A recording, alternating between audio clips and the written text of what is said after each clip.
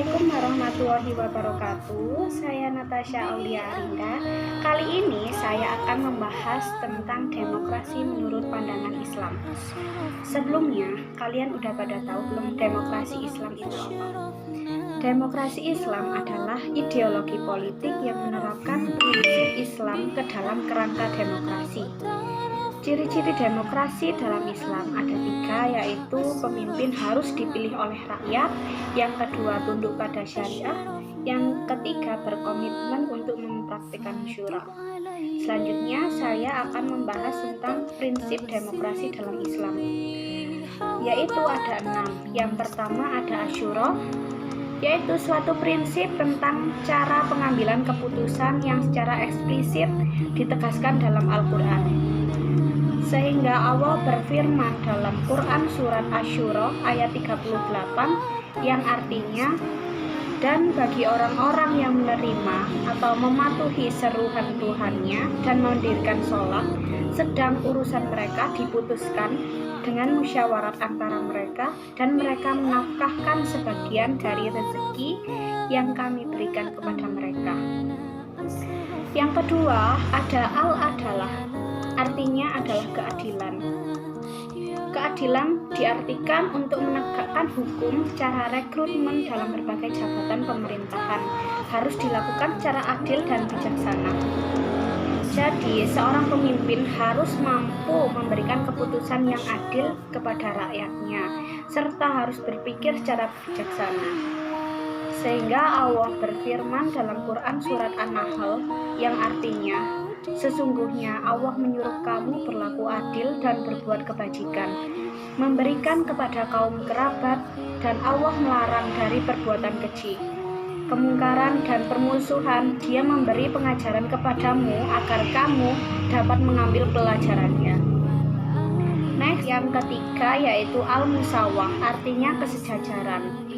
Kesejajaran diartikan tidak ada pihak yang merasa lebih tinggi dari yang lain sehingga tidak dapat memaksakan. Kesejajaran diartikan bahwa semua manusia derajatnya adalah sama, tidak ada yang dipandang tinggi ataupun rendah, semuanya sama.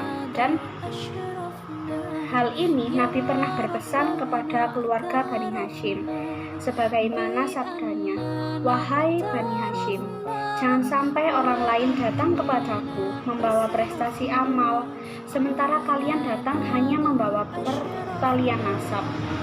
Yang keempat, kita lanjut ke al-amanah. Al-amanah adalah sikap pemenuhan kepercayaan yang diberikan seseorang kepada orang lain. Oleh sebab itu, kepercayaan atau amanah tersebut harus dijaga dengan baik. Misalnya, seseorang tersebut diberi amanah untuk menjaga barang orang lain, maka harus dijaga sampai orang itu mengambilnya lagi. Sehingga Allah berfirman dalam Quran surat An-Nisa ayat 58 yang artinya, sesungguhnya Allah menyuruh kamu menyampaikan amanat kepada yang berhak menerimanya, dan menyuruh kamu apabila menetapkan hukum di antara manusia, supaya kamu menetapkannya dengan adil. Sesungguhnya Allah memberi pengajaran yang sebaik-baiknya kepada kamu. Sesungguhnya Allah adalah Maha mendengar lagi Maha melihat. Yang kelima, al-masuliyah.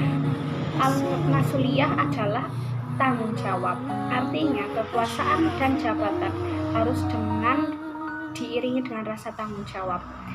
Jadi misalnya seorang pemimpin yang sudah diberi amanah, diberi kekuasaan, diberi jabatan harus dijalankan dengan rasa tanggung jawab. Yang keenam ada al-hurriyah, adalah kebebasan.